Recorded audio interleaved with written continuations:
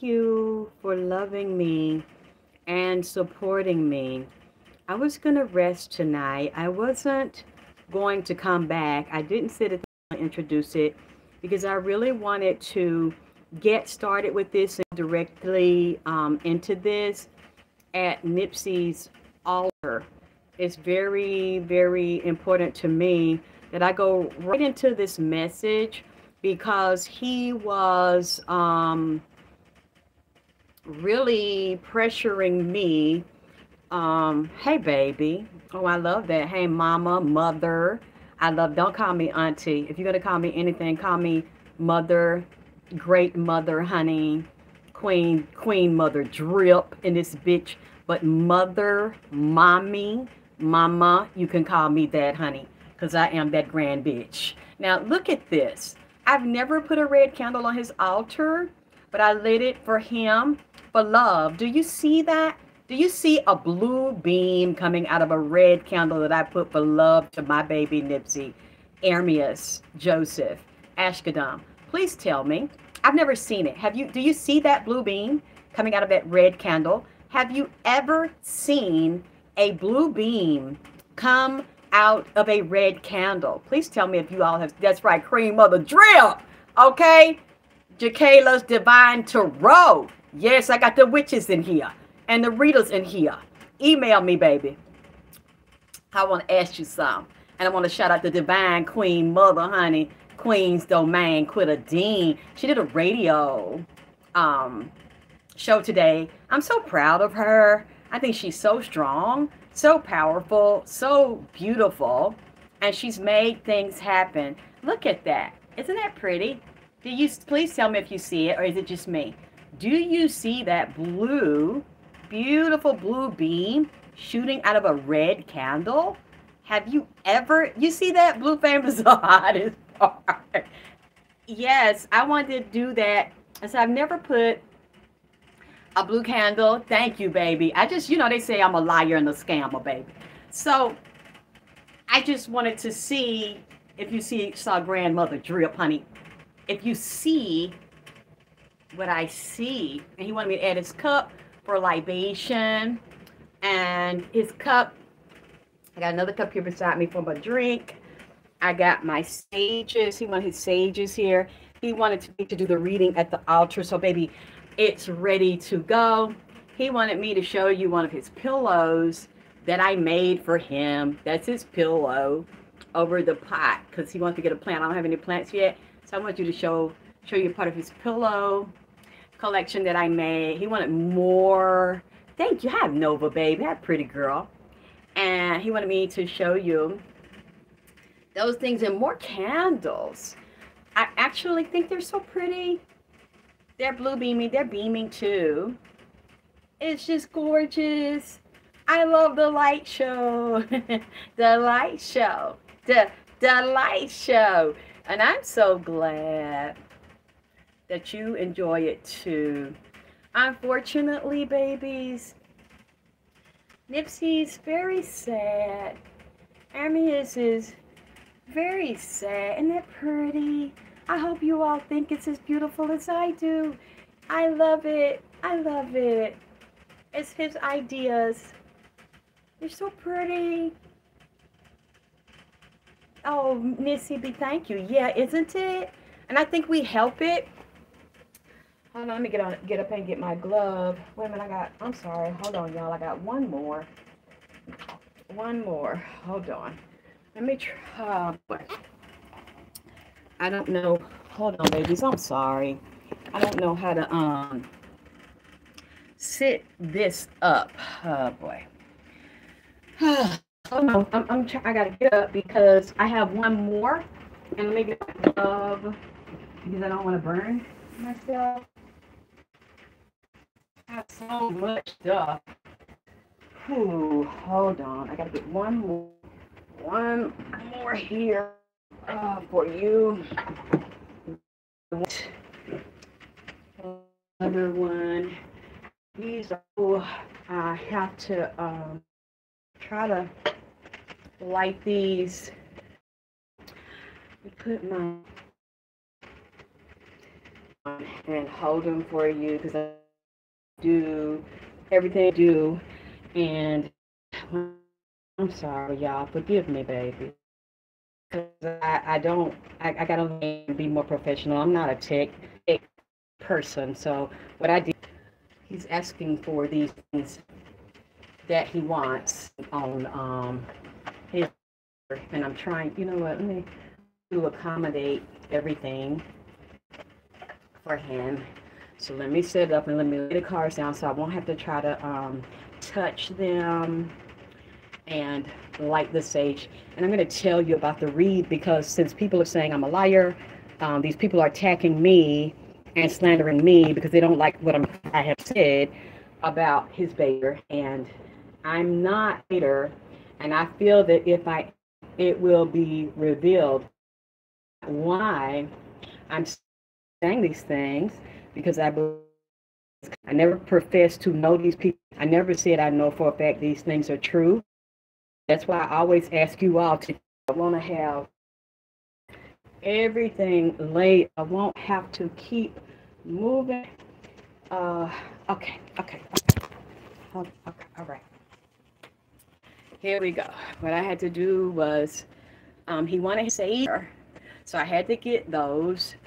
He wanted another candle there. He wanted all this intense energy. So I wanted to put his blue altar here. I'm sorry. He likes all of this. Hold on, let me turn it back. Hey, everybody.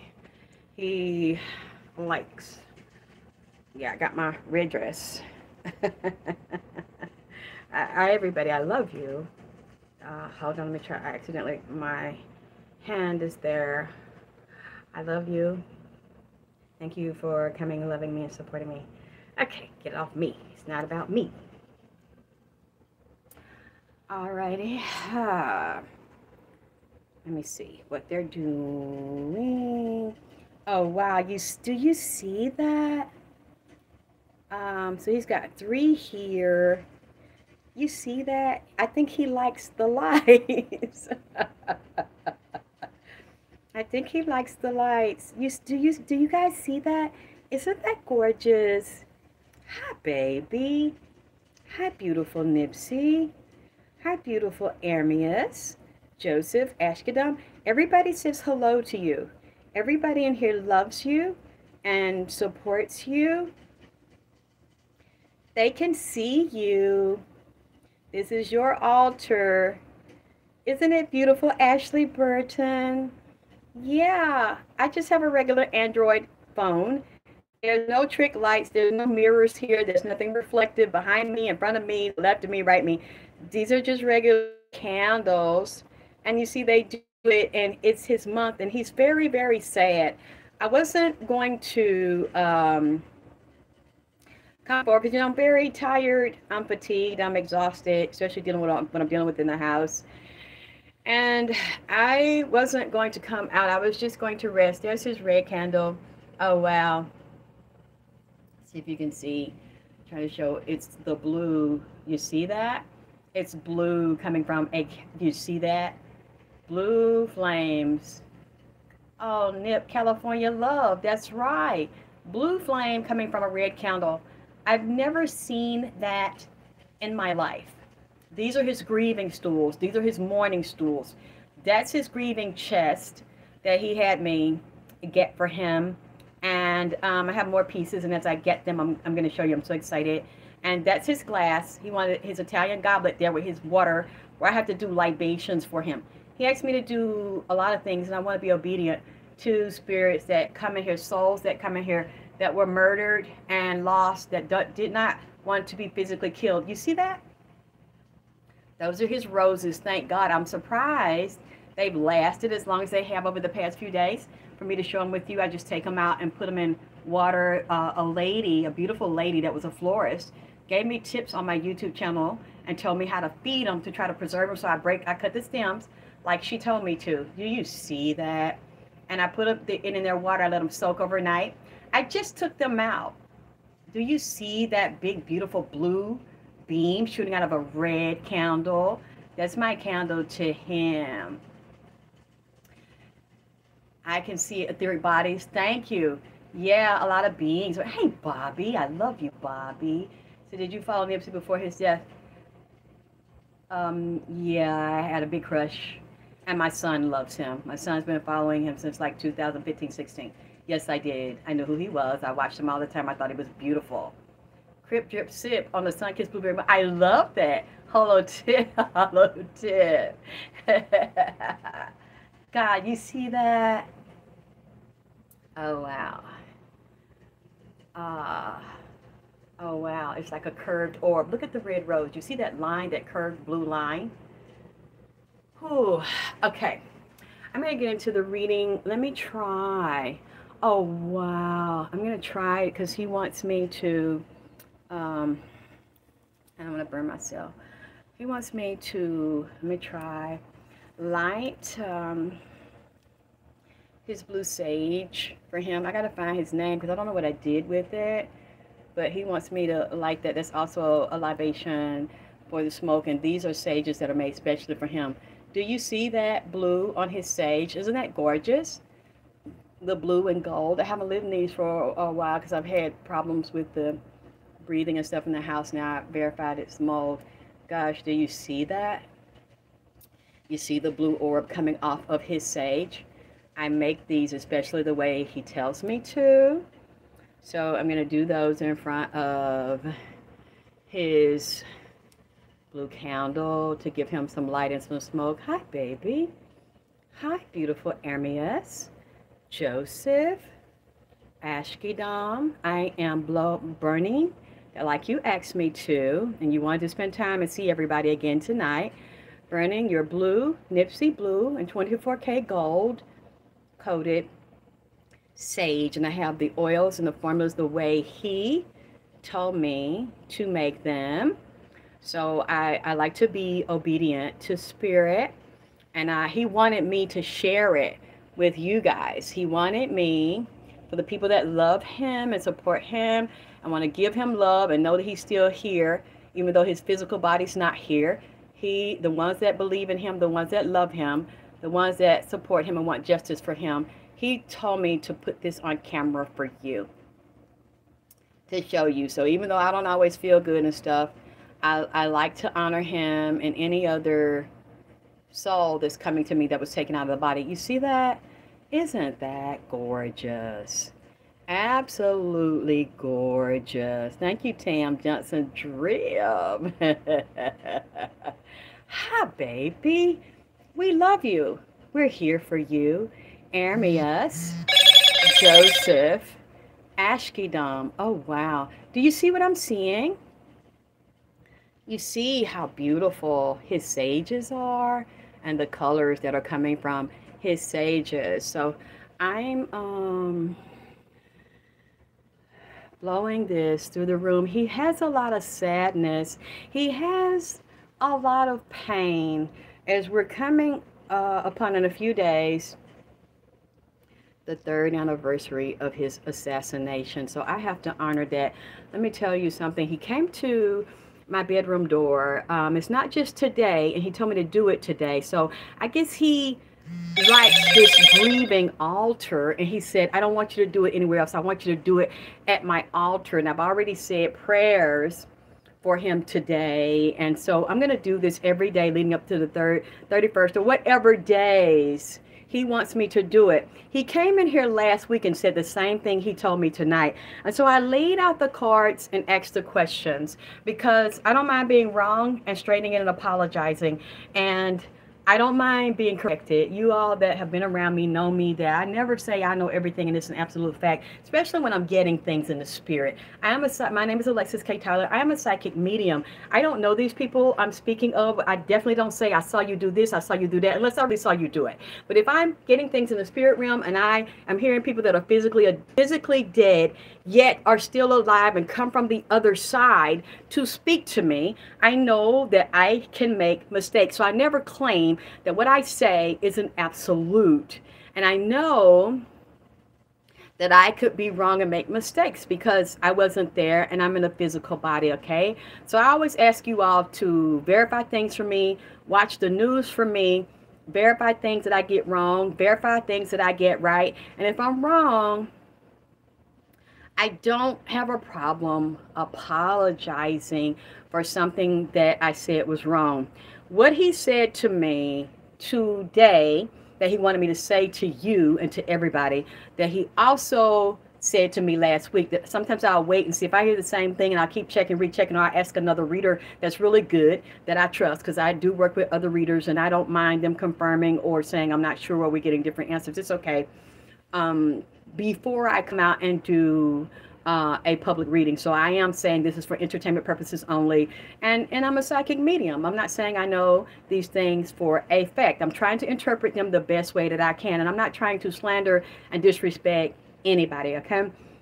One thing he said tonight that I was very surprised that he said, will you tell the young men, the black men that want to be rappers and want to get into entertainment and trust the people I trusted and made agreements with the people I made agreements with, he said, please don't be like me.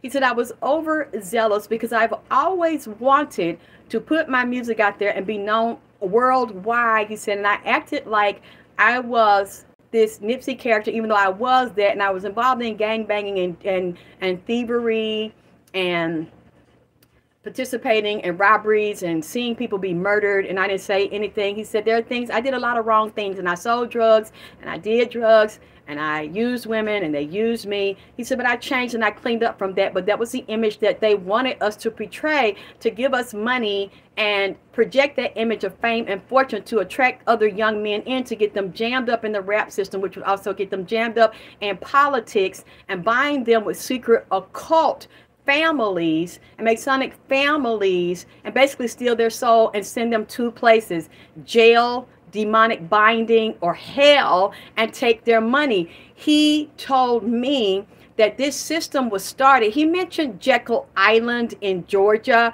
He showed me a group of white men that, or they look white looking, but they might be different mixed ethnic groups. And he said that they started the music industry. He said it's more like an insurance industry, a slavery industry, a stock industry, a Wall Street, NASDAQ, ticker tape industry based on time. He said a different state of time, a Masonic high level Roman, like from the Pope, state of time and state of mind that only, he said, it exists. He said not all white people and not all Europeans. He said the ones that came over to the United States, like Christopher Columbus, and the ones that came over as slaves, or that the lowest level of whites that were pushed out of England and came to America to create slavery and bondage of the Native Americans, the Black Indians, the people of color.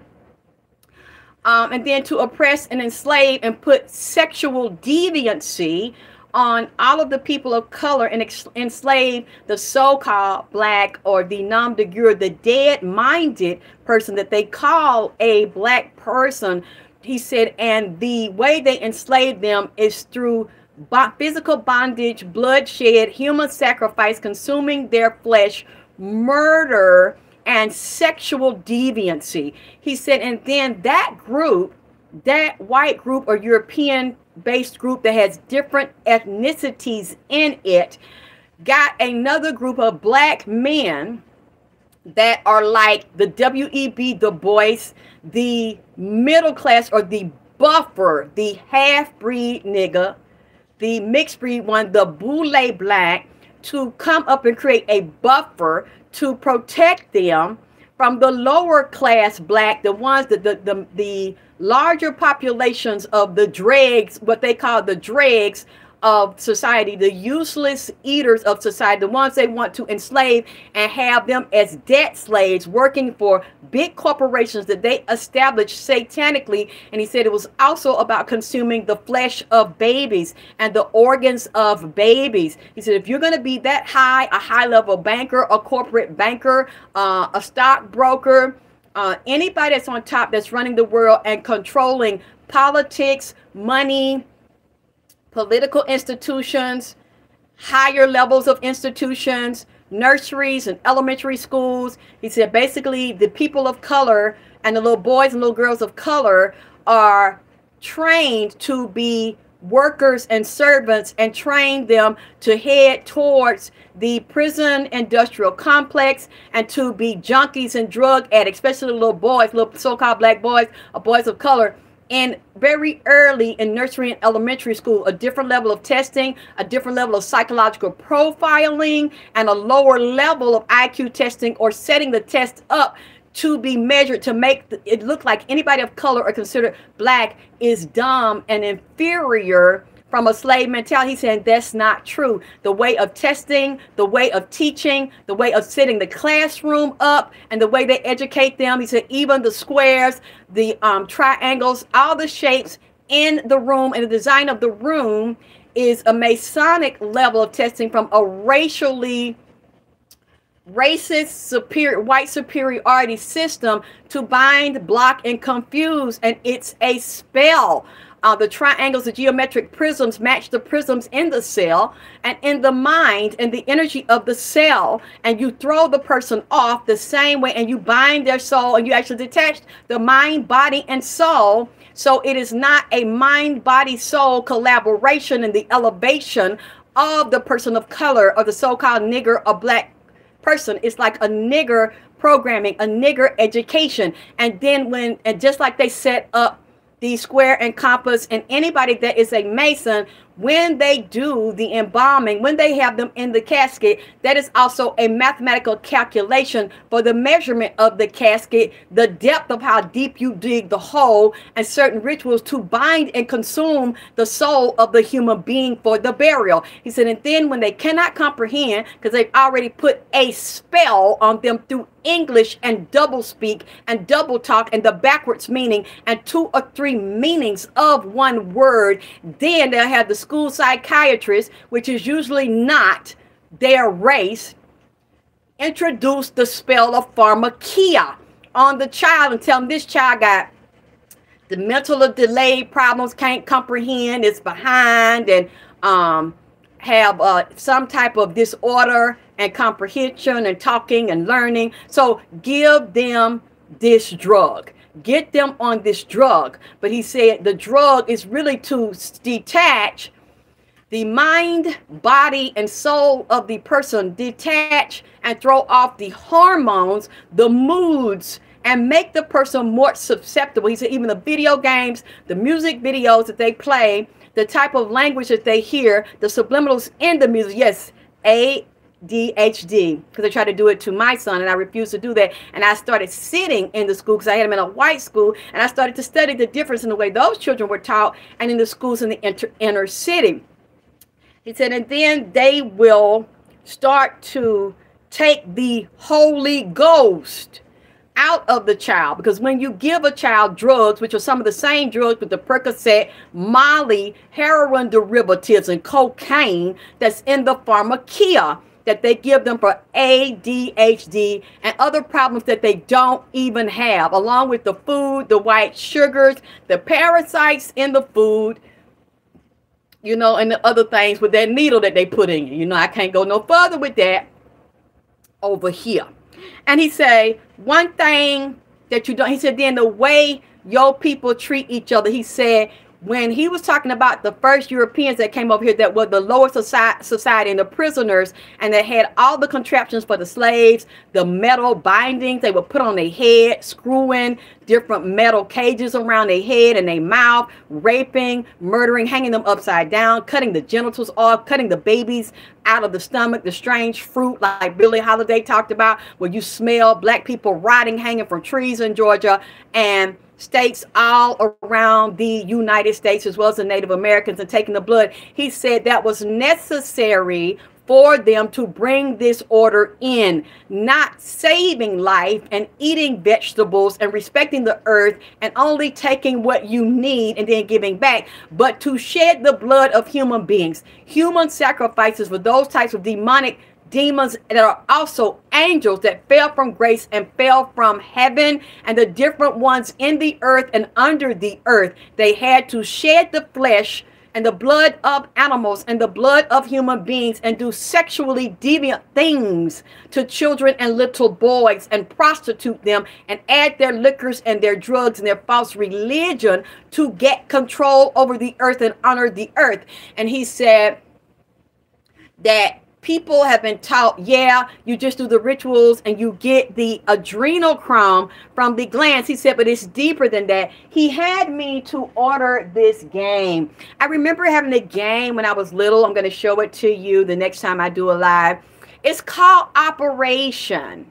And it was around in the 70s when I was growing up. I like things about bodies and doctors and medicine. So yeah, and we know that deep religion is also a deep spell, the way, because they would beat people, black people, so-called black people, and then say, God said not spare the rod, and you honor your servant and a master, which is a white person. And we know that that's not true. They got a lot of the Bible. They deleted the book of the Maccabees and the other more important books that need to be in it, the things that we needed to know, and they got it from the Egyptian scrolls, the Egyptian texts that they don't want you to know about. That's right, baby. I got the Operation game. He said there is a black market and a Wall Street value on certain types of blood and plasma and proteins in the blood and certain organs. He said every organ is worth a different price, and it's different, and it has a different spell. He showed me a cartel of people. Some of them looked Mexican. Some of them looked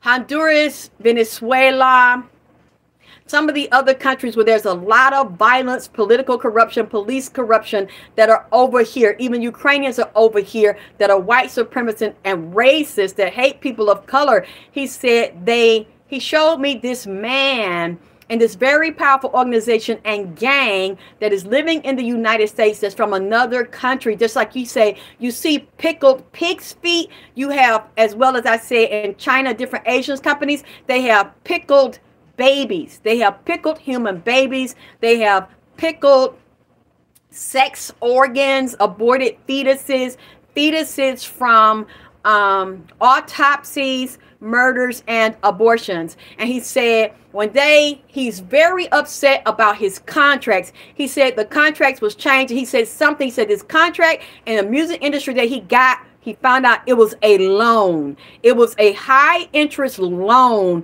from some money he received from one of these music contracts. And going back to what I said about the Europeans and then the European offsprings of the ones that created the music industry, that's based on insurance policies that's connected to investments on Wall Street, NASDAQ, and the stock market, and even Moorish law, and your birth certificate and your social security number with the name in all caps, that's tied into the music industry. He said a lot of these so-called black men that want to be rappers and singers, entertainers, and these women want to be, he said all the women are going to be prostitutes.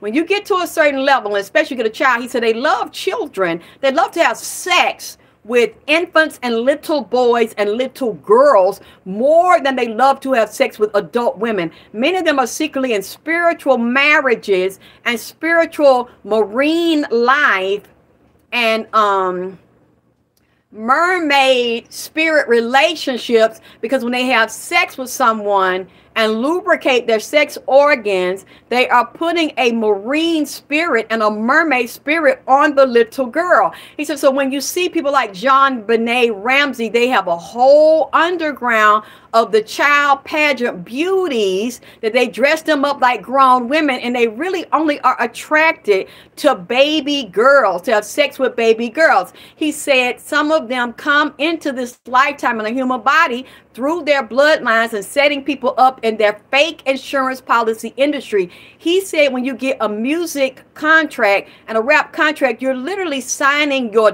death certificate. You're going to jail. It's literally guaranteeing you are locking your life away behind bars. You're literally locking yourself behind bars. If you're not physically doing it, going to jail, you are demonically bound up in a contract with a demonic marine world industry, the underworld. It's a trick. It's an illusion. That money they give you, he said, is a loan, and the interest rate changes a high interest loan, and it's also selling your soul, but you don't know that. He said, because these people don't care nothing about you, and they'll come to you. They always in every city, state, and town, and on the internet looking for the highest talent, but not just the highest talent, somebody that has beauty as a male and a female, that is really a good person, that has light in them, that you can use them and then cross them, make them double cross themselves, and signing this contract for fortune and fame, and people bowing to them, worshiping them, and loving them, that they're really not going to completely get. Yeah, you will see the lifestyle, you will see the cars,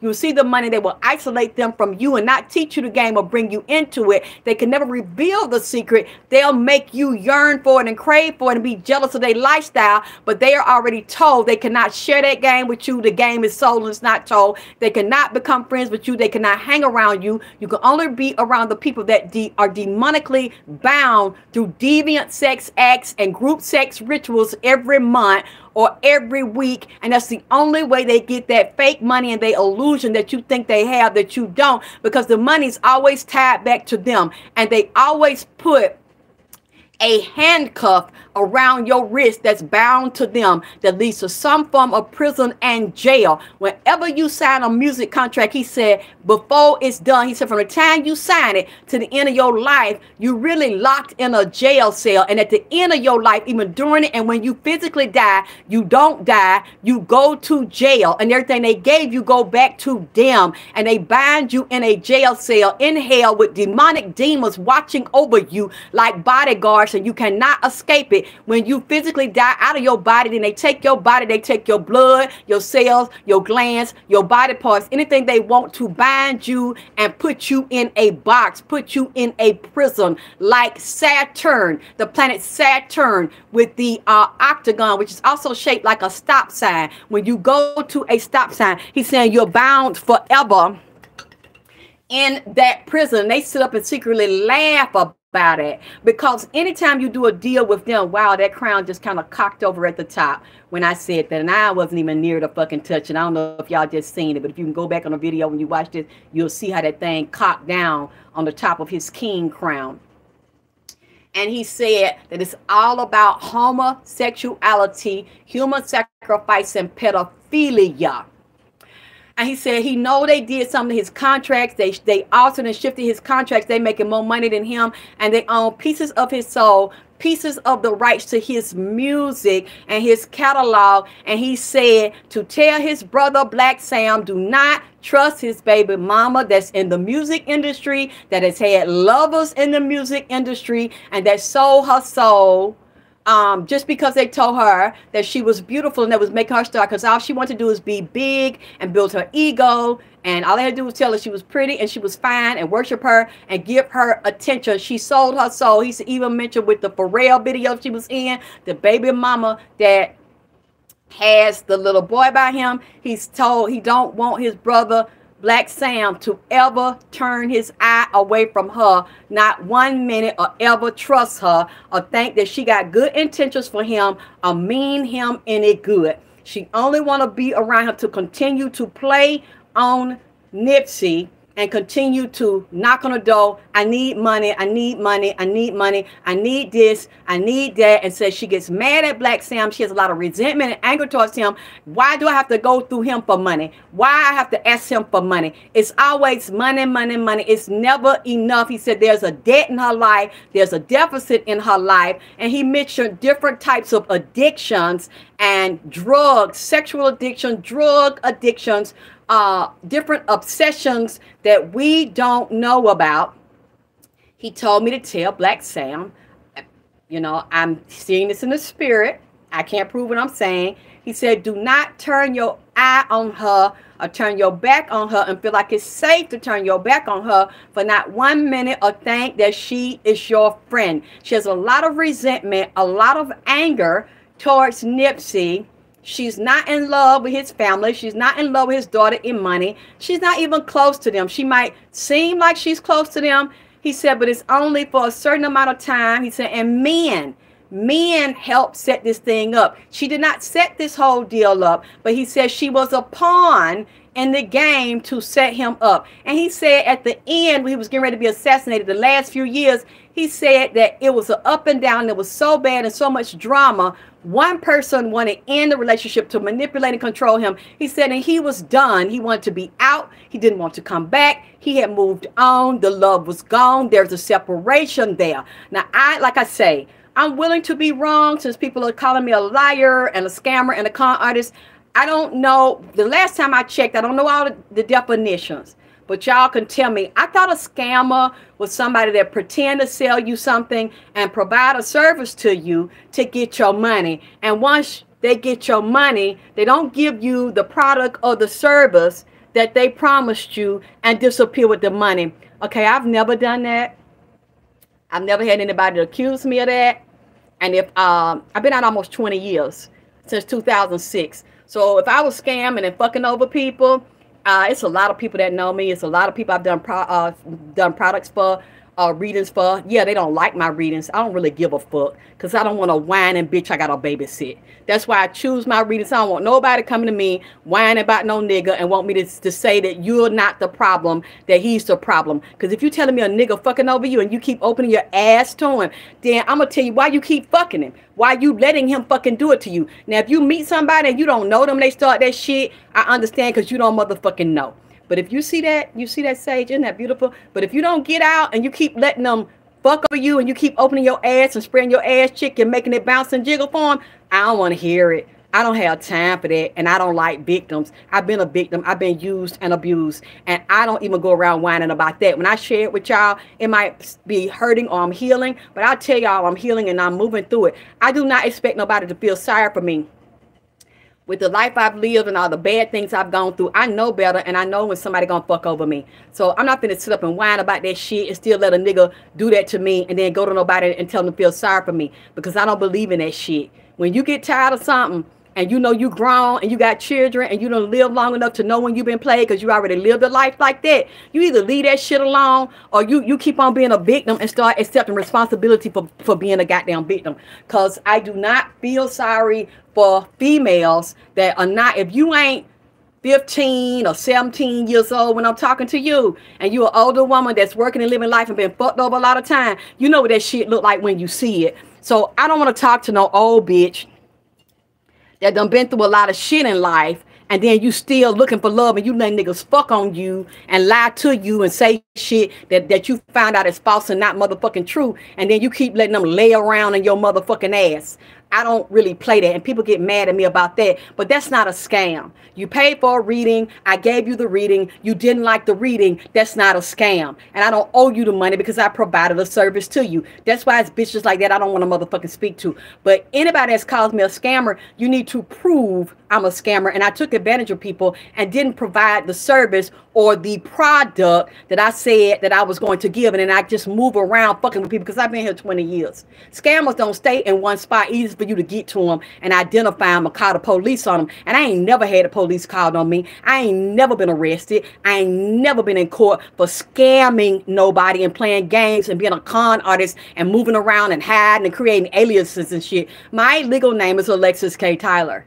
And you see, when that young male put my address out and put my business out, it says Alexis K. Tyler. It don't say Junebug. It don't say Tia. It don't say none of that. It says Alexis K. Tyler. That is my legal name. That's on all of my legal documents in the state of Georgia, and that's on all of my federal documents. Now, if I was a scammer, that wouldn't be so, and you would see a lot of people telling you how I stole from them. And if I cannot give you my product, or if I'm not feeling well, I'm busy, I will offer you a refund. If you ask for one, I haven't shipped it, I haven't provided, I will gladly give it to you. People that have fucked with me can vouch for me. I don't take people's stuff. So anyway, I don't want to come across that way now. And that's why I'm always very naked with you. I'm always very transparent with you because I'm doing readings and these are people that I don't know. Okay. So when I said the Europeans started, they got a black boule system. He said all the high-ranking people in entertainment that he dealt with and had management with, he said they set him up in contracts to scam him, use him, and abuse him. He said his baby mama that's got the son is not powerful like that, like all of these men that you've seen with contracts with him and that he was working with and working for. He said, but she is a beta sex kitten, a sex slave, a worker that is used to catch men up, set them up, and abuse them. She has a lot of mental problems, addictions, a lot of hang up, insecurity, emotional problems, personal disorders, anxiety problems, just a lot of emotional issues and spiritual issues, because she is a sex slave in that industry. She's used to set up men.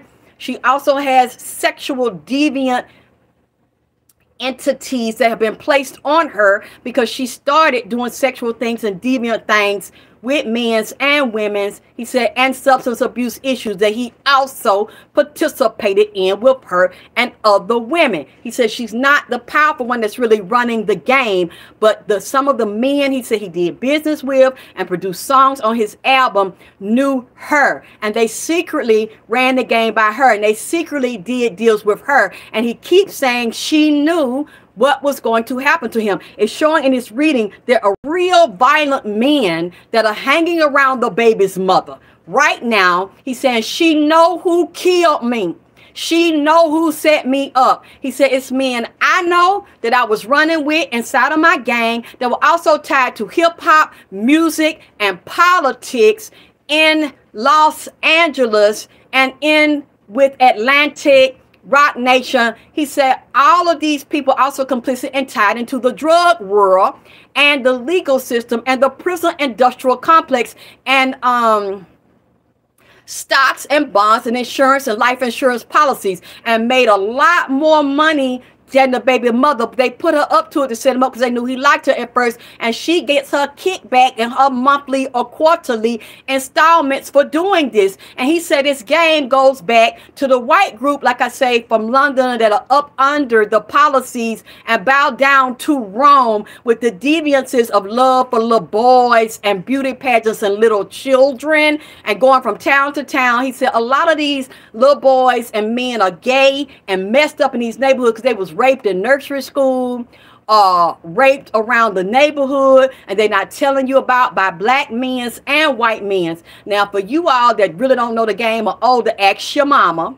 When we were little growing up and before that, they had white men that would come to the projects and sell insurance policies, so-called life insurance policies, but they would take advantage of black people that didn't know no better, a nickel and dime them at first. And then we had a very famous black man in Atlanta that started an insurance service that was cheaper and much better and had good coverage as well.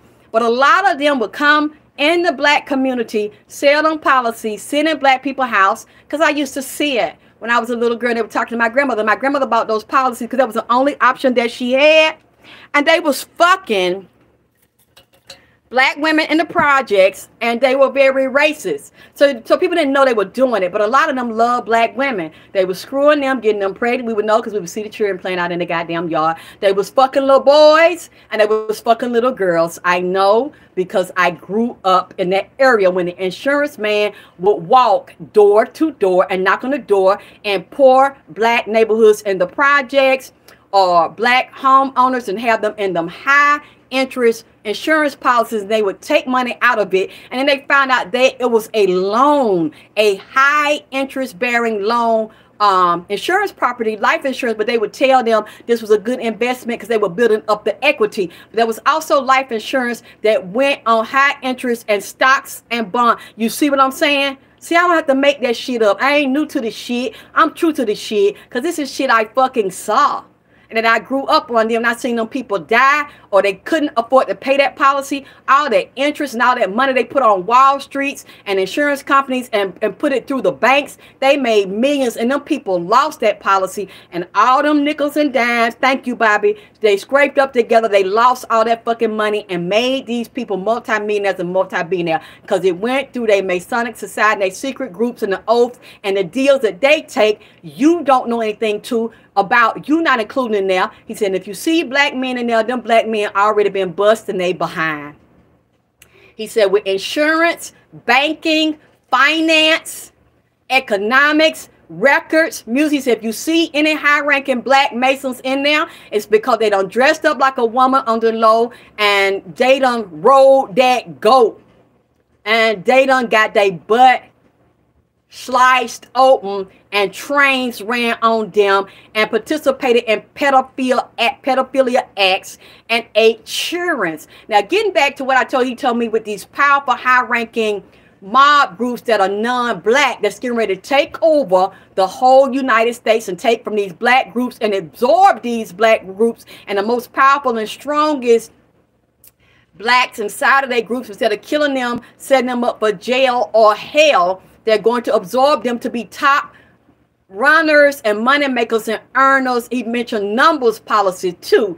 So there must be still some form of gambling or playing the numbers or running the numbers. I don't know, it's the lottery, but he says also a street lottery and an underground lottery. He said they like to consume the flesh of children. He said people think, and they're told it's just a grenotron, but he showed me this Latin looking man that was very tall and very big and very muscular, like a big bodybuilder. He was sitting at this table, and at a certain time every month he took an undeveloped baby, like a newborn baby, a one that was born prematurely. He had it like they had cooked it on this plate, a whole baby, sliced it open, and it was parts of the chest and consuming the bone. It's certain bones in the body, just like some of us like to eat fried chicken, or chicken that been smoked and roasted real good down to the bone.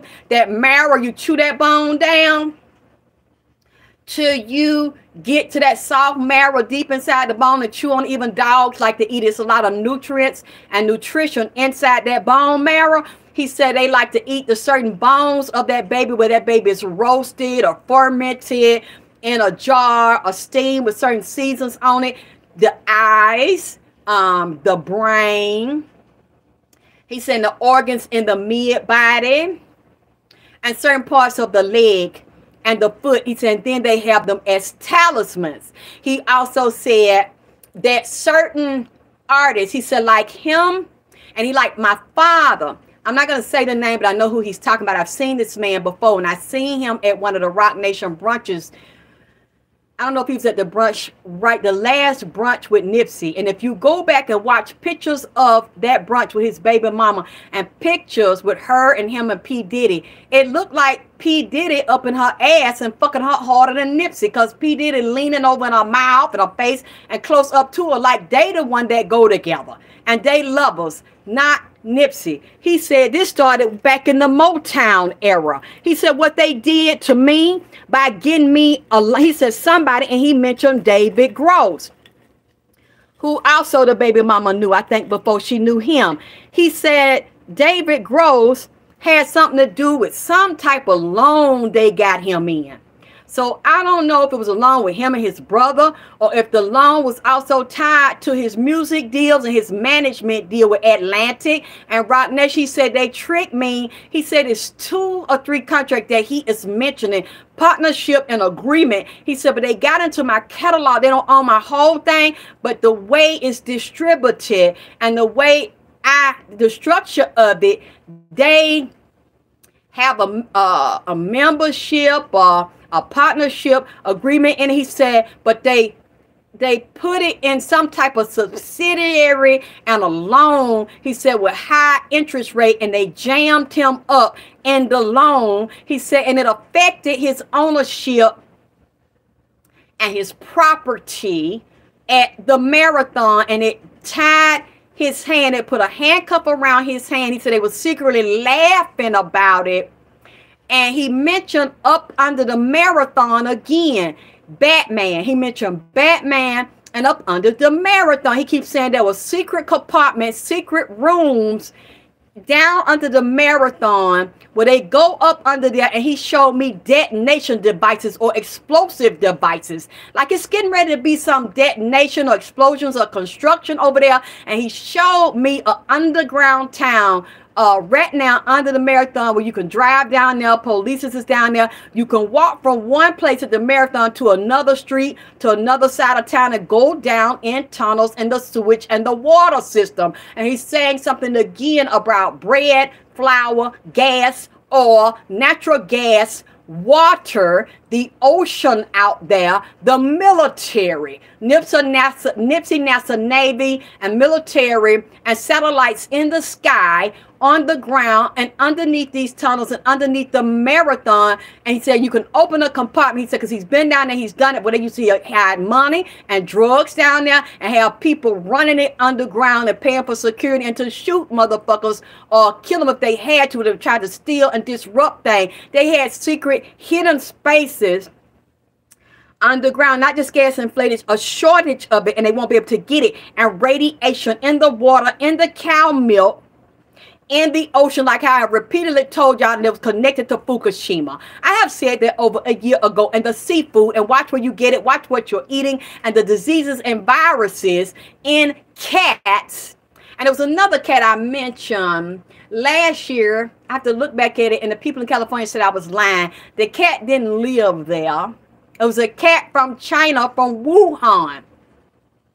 I said it was there, and then I looked it up and found out it was. You can buy them in the United States and have that cat. I forgot the name of it. So I'm not going to argue with y'all. I don't care if you're from there, and I'm not. I know what the Spirit's telling me. Then I found out you'll buy that cat in the U.S. that's connected to that Wuhan, China.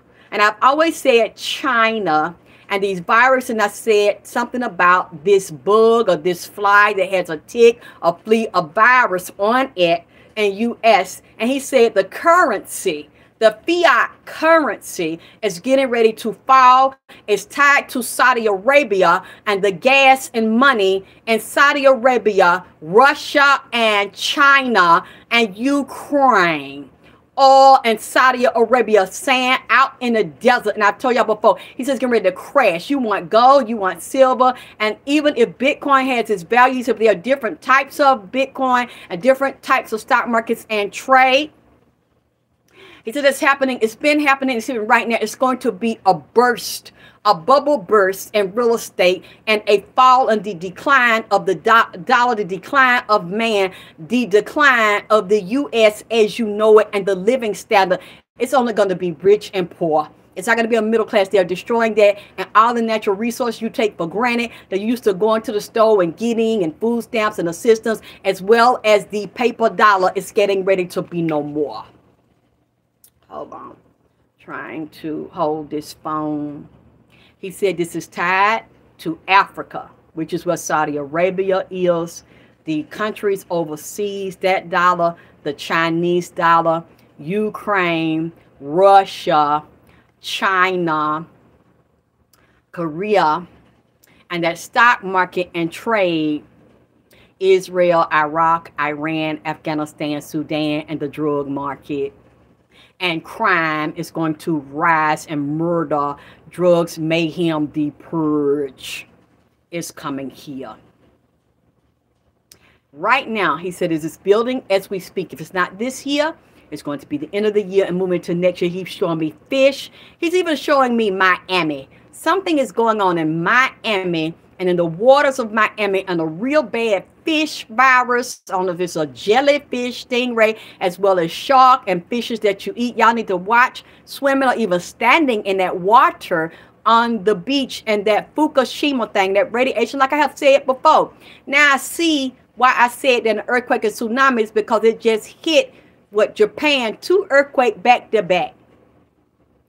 And it's near the Fukushima radioactive site where it was already leaking and already unstable. And I had told y'all before, I seen a radiation plant in California leaking radiation, and this is also, it can be blown over, like it was blown over through the air when Fukushima was accidentally damaged or ruptured, which it really wasn't direct. The accident is problem, reaction, solution. They have to create these problems. So that's what he was saying. He showed me there's an older black man. I seen a dark-skinned older black man with snow white hair right now. He older now, but he's a part of the mafia and the black mafia that's tied to insurance, Wall Street, investments, and gold trick black people to get into them record contracts, which ain't nothing but bondage and a loan and blackmail and extortion and sexual deviances and vices that they get you caught up in. And once you get in, he said there's a demon assigned to the person that draws you in, and there's a particular demon that has a personality, a style, and a color that they put on you, and then they make you, or they basically give you the incentive that they know you like: a woman, a girl, a man, a boy, different vices, drugs, alcohol, different shows and porn, whatever you like, sports. They're going to draw you into that and then put the people, places, and things in it to get you addicted to vices. So it looks like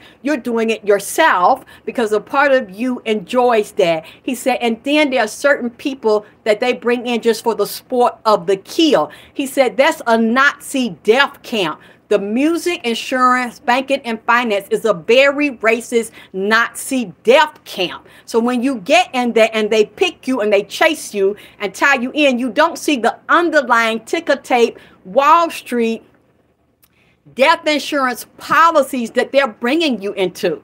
That's all they're bringing you into. He said, and the flesh peddling, selling your flesh, consuming your soul, feasting on your flesh. He said, it's a karmic agreement. It's right in their world to kill you and to sacrifice you. If you're dumb to it, you're naive to it, you don't know that's why you're in there. It is right in their world to feast on you and to take your flesh and to set you up for murder by the numbers. It is all based on gematria.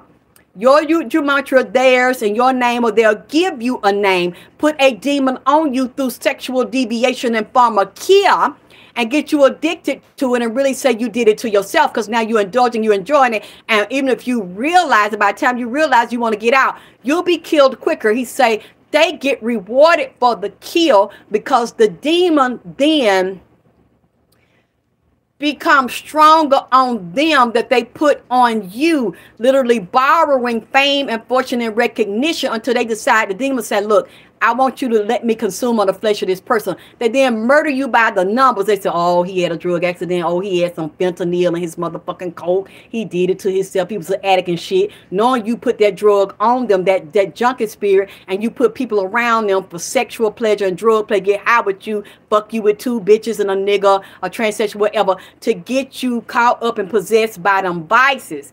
Once they physically kill you, they take your soul out of you, and the demon that was on you now get on you and bless you and take the wealth of the artist you just killed, because they signed that blood oath when they signed that contract. He's saying then that same demon takes you to a form of shul, a form of spiritual hell, a Jewish bondage and hell, and it binds you there and has you as a worker slave and spirit on the other side, while they feeding on you on this side. Oh, I sure loved him, I sure wish he was gone, but what wasn't gone. But what you don't know is the person's just physically dead. The person is still alive and they wait because their soul is still alive. They walking around, talking to people, trying to communicate, listen to things, trying to tell you what happened to them and the tormenting space they're in. It's like you are inside of a glass box and you screaming through the glass box, just like Tupac said, they're staring at the world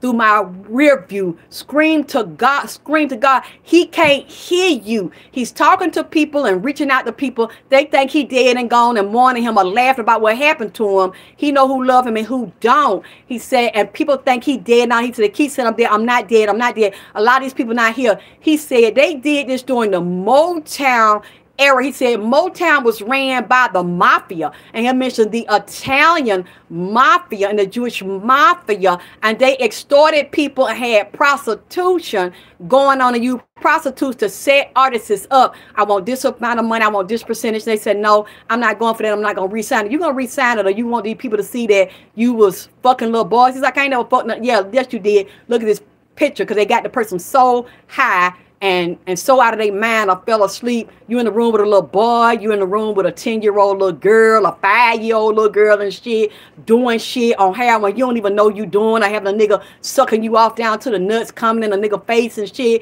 And you like, I'm not gay, but you was right here last night, nigga. So you want that, or you want to get killed, or you want your mama, your little girl, your grandma? Well then, nigga, you gonna resign this and you gonna give us all your motherfucking money. Now we're gonna present it in public like you got everything. We're gonna lease these cars, we're gonna let you borrow this car, or borrow this penthouse, or eat at the top steakhouse with white people where niggas ain't even allowed. And we're gonna let people think you got that lifestyle, send you all the bitches you want, but underneath, you know, you don't own a motherfucking thing. You know you a slave where you belong, and you gonna motherfucking stay that shit. And then you decide you don't want to do it, we're gonna check your ass, cash your ass out, check you in. And then we're going to get some money over again with these insurance policies we got on you, and these royalties that we plan on you, with these records you don't motherfucking own that we don't goddamn stole.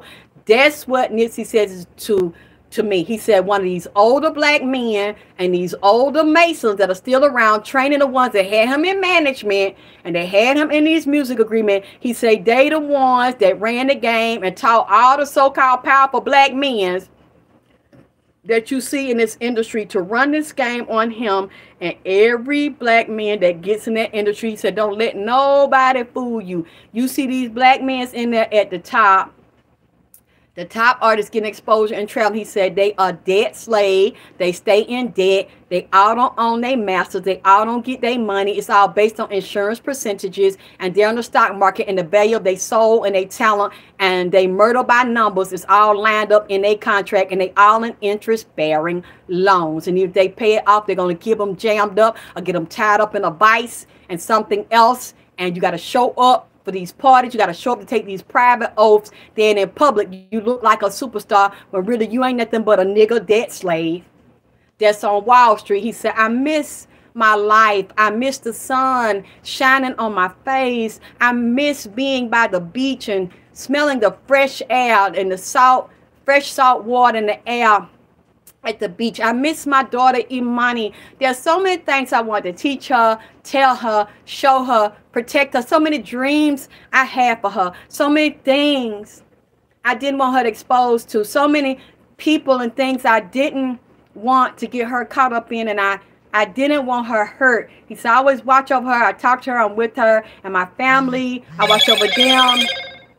I fear for her safety and my children. He said, the people that love me and the ones that I love. He said, but my daughter and my family, they are still surrounded by enemies and fake people that just want a payday. I'm so disappointed by some of my homies that's supposed to love me and protect me. They're drinking, they're drugging.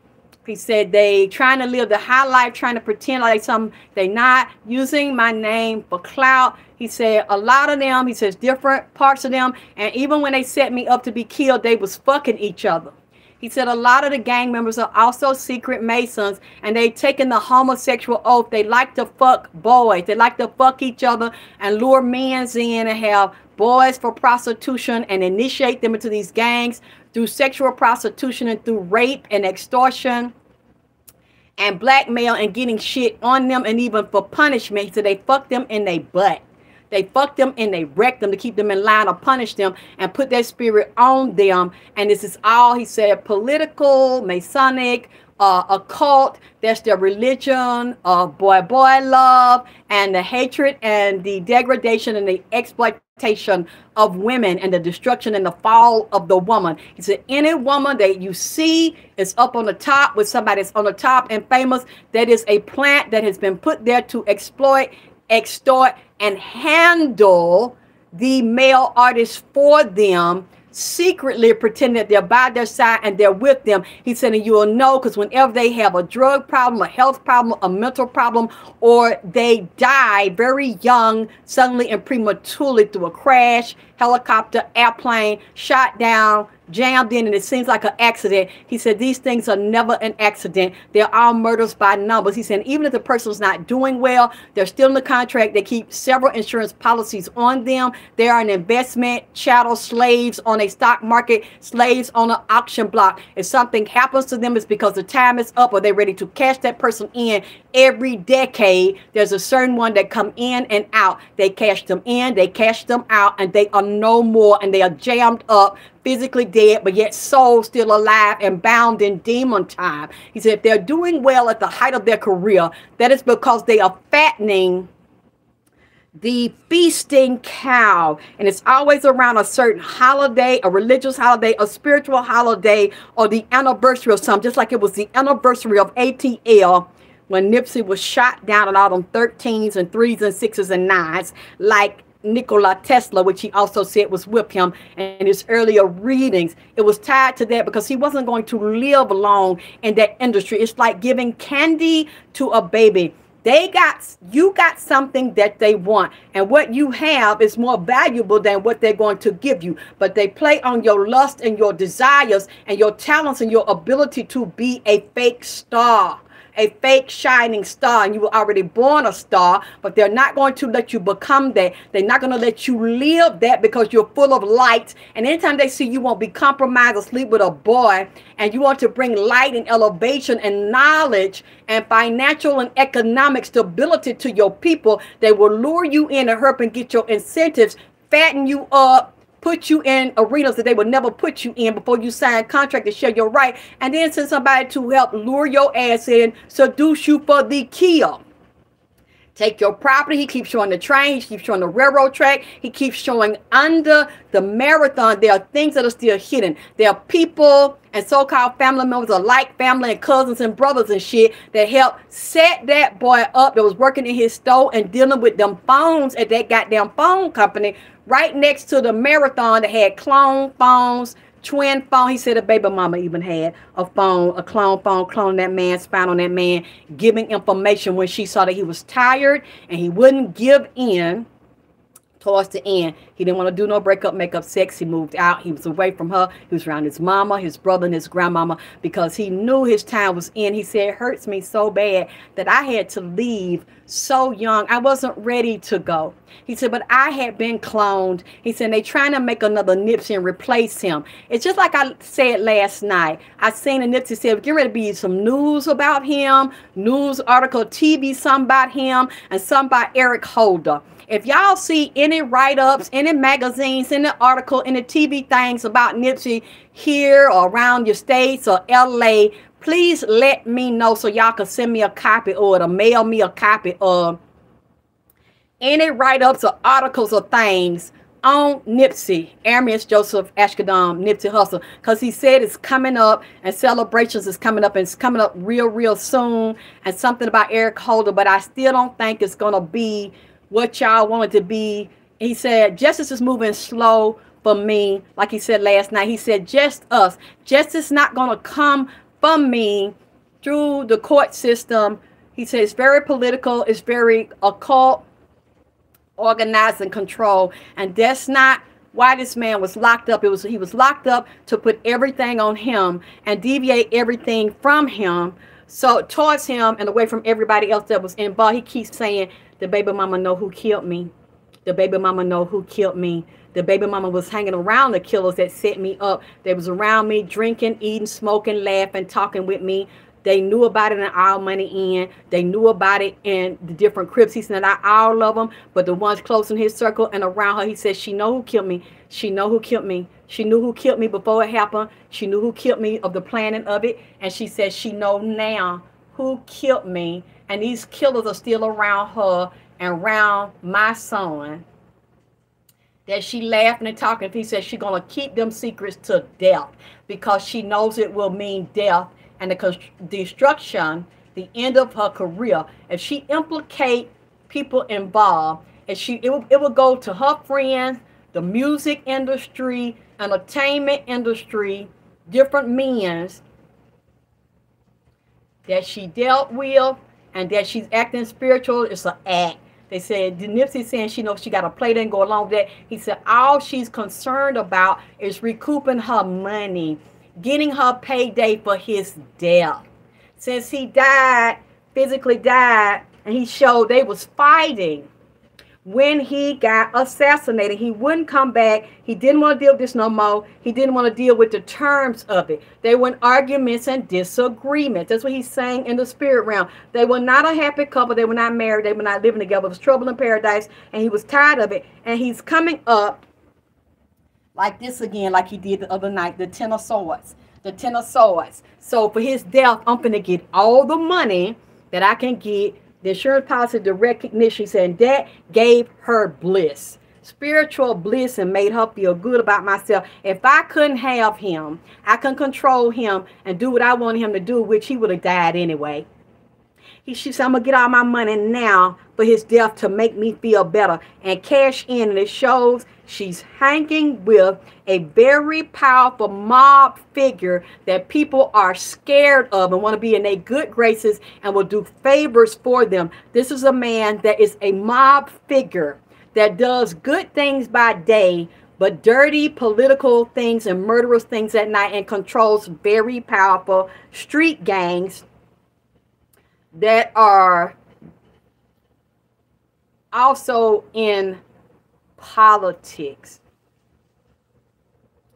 And this man, Eric Holder, is not responsible for putting all this together. He was told to do that. He was allowed to do that. He was brought in Crip territory. You cannot shoot a man that was a made man on Nipsey's level to just walk in there and shoot him. He was at his store. Crips were there, powerful Crips were there, and he was shot down all them times like that. That means that this was orchestrated, and thank you, industry. Thank you, Glenn Coco. Several industries were tied into this, and the man above him that green lighted it also has artists, like Nipsey was his artist, Sandman the Goose was his artist, who was also from Eritrea, that was murdered behind Big Yusufa studio, that also used to be managed by him. All these things are orchestrated to be done. And that's what he continues to say. He says she knows about it. And he said these people around her are very hot-tempered, very violent, and quick to act before they think. And he says she's fighting with people and having conflicts. She always has fighting, conflicts, and disagreements with people. This man is speaking from the other side. The dead have risen up out of their grave, and they are speaking, because this would be represented to me, I'm trying to move it, as judgment. When I asked about her and was I wrong about her and was she involved in this, these are the same dirty cards that have come up for me for 3 years, and said that the dead has risen from their grave, which is Nipsey, and he is speaking through the spirit realm to reveal through her fighting and conflict and bullying and set up with him and fighting with groups of people like she's doing right now. She is using his death to make a payday and forming a marriage, to form an engagement and a marriage with Nipsey, and the marathon, his money and his wealth that she did not have before this man physically died. Before this man was physically assassinated, when I really thought about that and how he brought that to me, it makes sense, because she wasn't in the store. She didn't have shoe deals, clothes deal. She wasn't in the marathon running anything. There are partnership and agreements with him, any of these things, and then saying they're married, they together, they got a spiritual marriage and a connection, and she's inside of his businesses, his money, his store, his organizations, until this man was murdered and assassinated with her and the help of other people bullying him and intimidating him and putting him in a position. He said he showed me handcuffs, like he was either handcuffed or tied up or held as a prisoner, held, kidnapped, and tortured and murdered over time. Literally tortured and abused. He wasn't just shot straight out and killed within a matter of minutes. And his blood was drained out of his body. Then it shows a woman to have mentally unstable and mental problems, also black magic and witchcraft. And this tower that brought down his life also created a tower for the baby's mother, but she didn't really worry about it because she really wasn't in love with him at the time. They wasn't getting along. She was doing that and said she's two-faced it. She played one both ends against the middle. Her foot is in two different camps. She over there with his brother and family and promoting this stuff, like she love him so much. They still partners, they spiritual married now. But secretly, she's also talking to another group and making a deals and agreement behind Nipsey back, behind Black Sam back, and is in some form of extortion and extorting someone else. She's painting castles in the sand, up in the sky, pretending to the public that it's one way, but it's really another.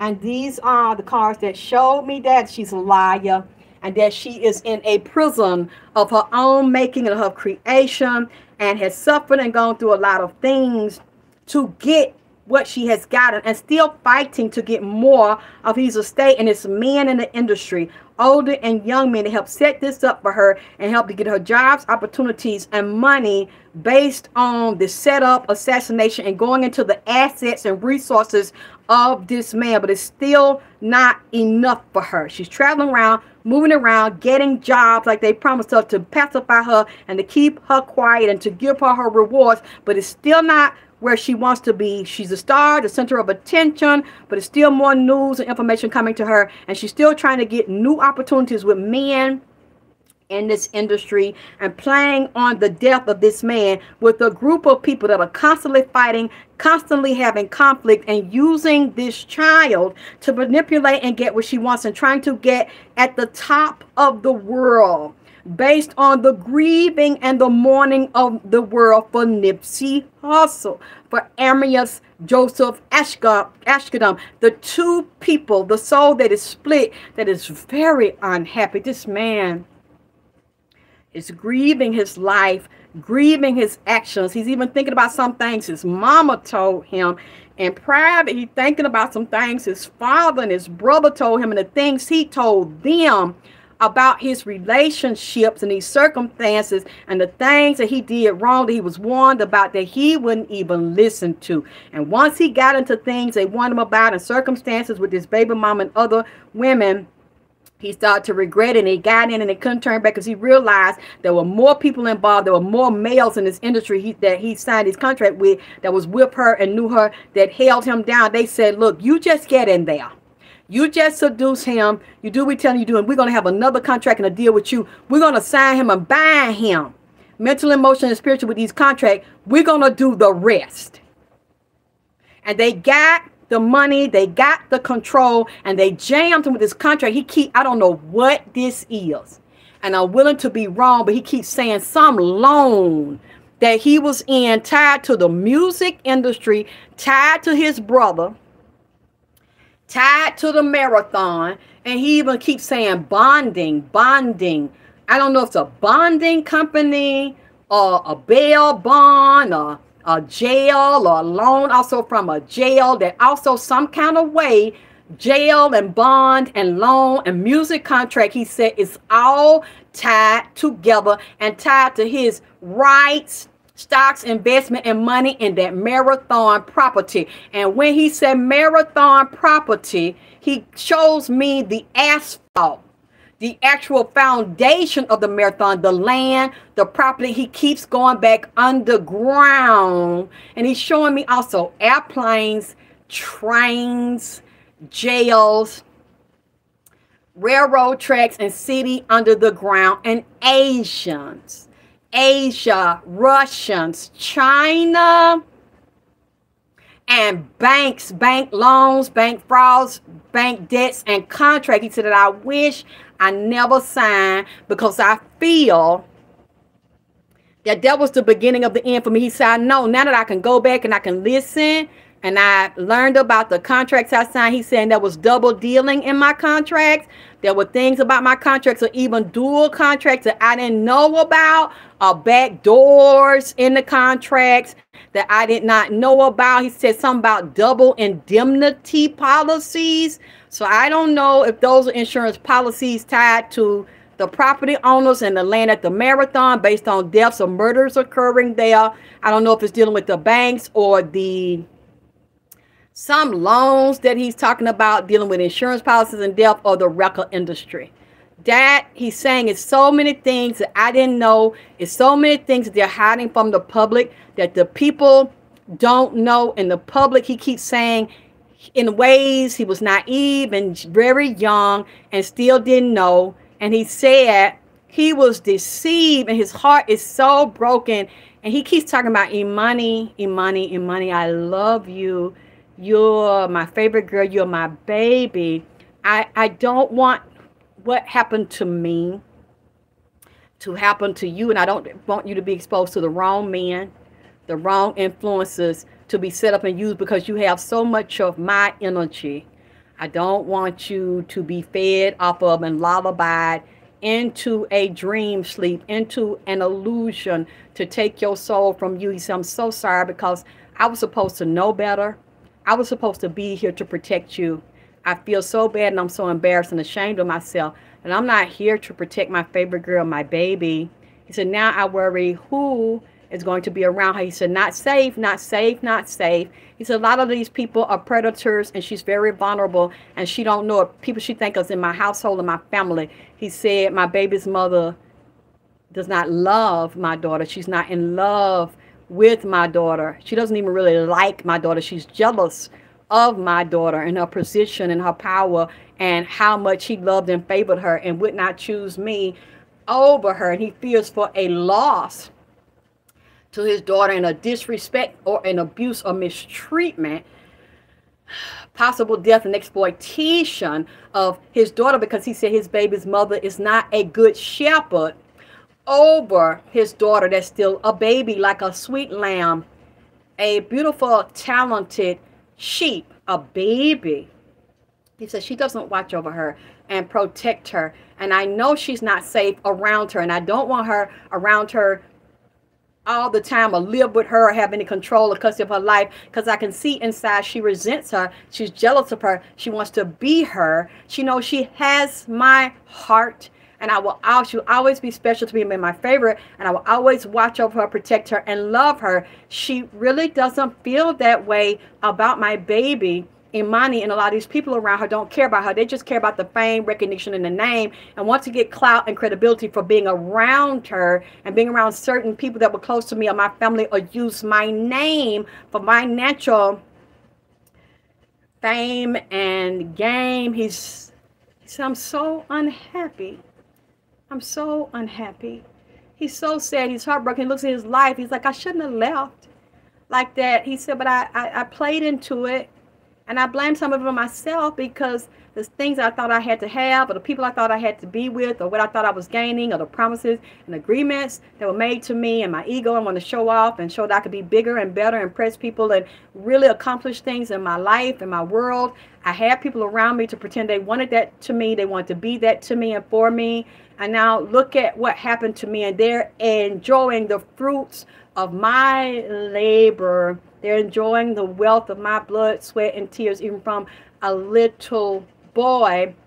And he said he wanted to get into educating people and be free thinking and get into other forms of currency that are going to be waves of the future and get out of the mental and emotional prison and thinking of paper dollars, fiat currency in your hands and dealing with water currency and being fluid with coins and rare metals. He said, and merging overseas with the music, the currency, the talents, and merging different cultures together and educating people. He said, we're so lost, we're so dumbed down, we're so ignorant. He said there are different books he's showing me now, and he was going to write books and teach certain classmates on money, power, investments. He was sharing this with people that he was in these contracts with, that he thought their hands were tied because they were in the system, working under the system. He said he found out their hands was tied because they agreed to the Masonic oaths and dealing with the human sacrifice, the baby sacrifice, the blood drinking rituals, the flesh eating rituals. He said there's a certain part of the humans and the baby, the operations, the organs on the stock market, they produce a certain value, certain fluids, definitely the blood, as well as the glands. They have to eat these things on a certain part of the moon. He said the religion that they have in this occult, this Nazi death cult that they're in, that they must consume people of color, a ritual is done on a moon. He said very powerful witches in the entertainment industry that are in every state, that run the artists and run the industry in every state: Atlanta, New York, Philly, New Jersey, California, Africa, England.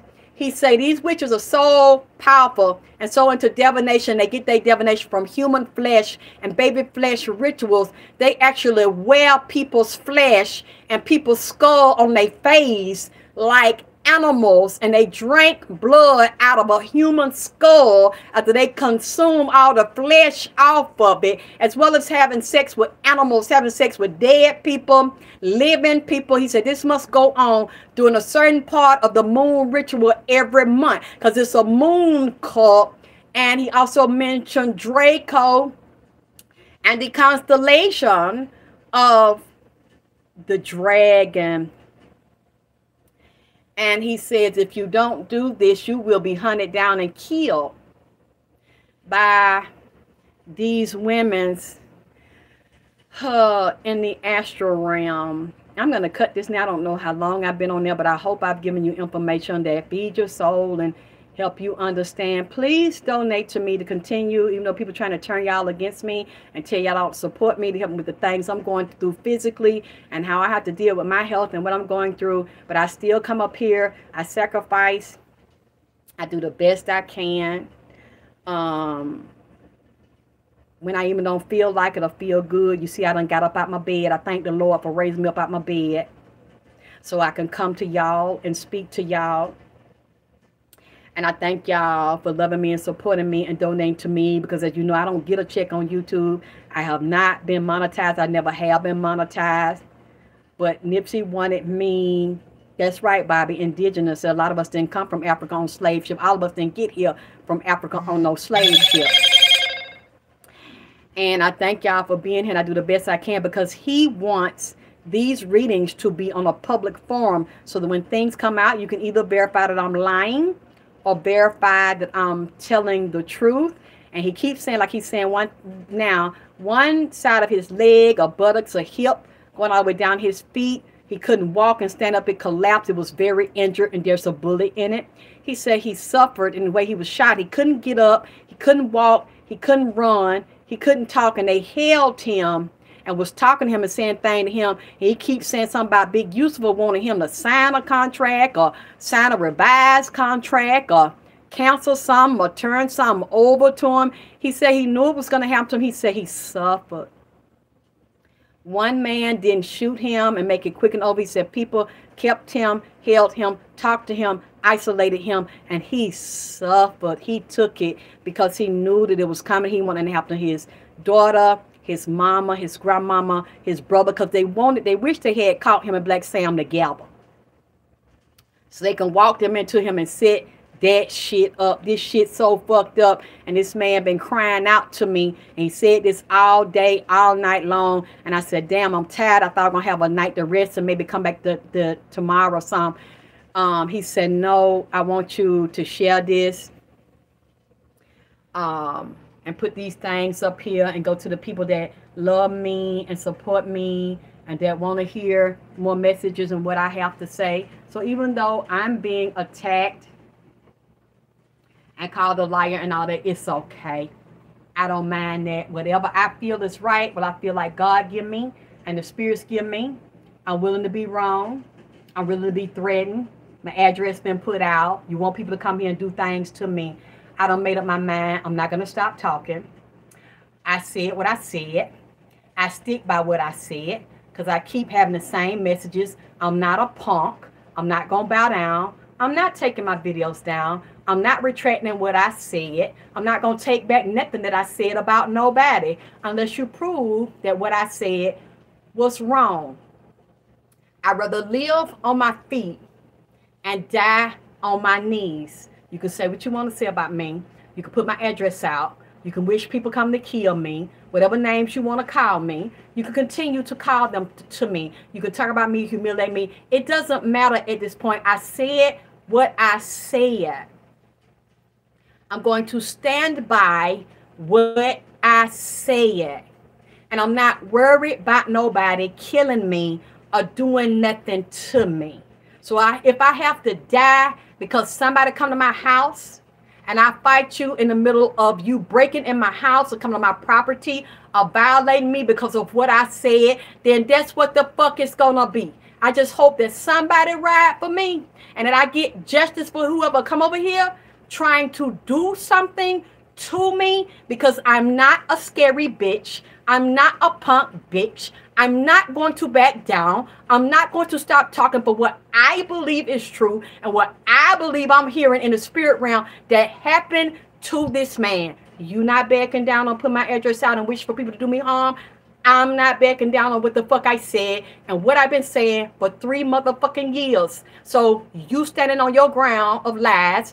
I'm standing on my ground of truth. That y'all have not been able to prove the lies. And it just is what the fuck it is. I'm not living like a punk. I'm not running from nobody. I'm not hiding from nobody. I didn't go in no hole. I've been out here in the public since 2006. I've been constantly doing the readings for Nipsey for 3 years now. And I'm going to continue to do these readings as long as I live. You can talk about my body. You can talk about my outfits. You can talk about my wig. You can talk about what I look like. You can say all of that. But at the end of the day, I stand on what the fuck I've been saying and what the fuck I said. And I know people love me and I know people love the messages because I put them out here because you asked me for them. So this is spiritual warfare. This is character assassination against me. But as long as I'm breathing, I'm going to stand on what I said. I'm going to ride for this nigga. I love this nigga. I support this nigga. I'm going to fight for this nigga. I'm going to stand up for this nigga after all the jokes and whatever you say. This is what it is. So this is what it's come to. So y'all want people to kill me. Y'all want people to hurt me. Y'all want people to break in my house. Well, that's what it's going to have to be. Because I'm not going to stop as long as the spirit tell me to do it. So whatever you want done to me, you get somebody that you trust to do it, or you come and do it yourself, because that's the only way that you're going to shut me the fuck up and do what I'm doing. That's what you're going to have to do to me. Because I haven't broken no laws. I haven't lied on nobody. I haven't said, I know this happened. I saw you. I know for fact it's true. I don't know. But I believe that I have a spiritual ability to heal people that have been physically dead, that still come from the other side, that are still alive. Their soul is still alive, and they're crying out for justice. And if they come to me, I'm going to speak the message that I believe is true. And when you prove me wrong, I will stop saying it, and I will take it down. But if that's the end I have to have because I choose to speak what I believe is true, that as a psychic medium that I hear from people that are physically dead but come over here and are still alive and come from the other side, I'm going to stand on that. I'm going to stand on that. I'm going to ride for the niggas. So, Sarah motherfuckers, whatever will be, will be. I'm not a weak bitch, and as long as a nigga to tell me to speak up for him, you gonna motherfucking see me, you gonna hear me, and you gonna feel me until my body is not alive on this side. You gonna have to take me alive, goddammit, before you make me shut up because you talking about me and slanderizing me. You gonna have to take me the fuck up out of here. Because what you saying, what you doing, the laughing, the jokes, that don't mean nothing to me. Calling me a grandma, you're going to have to take grandma up out of here, baby. You're going to have to kill grandma. You understand me? You're going to have to take my life out my body. And it's clear that's what you're trying to do. You're trying to drive harm to me. You're trying to bring harm and trouble to my property. And you're trying to bring harm and trouble and destruction to my physical body to give out my address maliciously. But you know what? I'm going to stay right here at this address. So whatever you bring over here, I'm going to deal with it. And you're going to have to take my life from me to shut me the fuck up. I love y'all.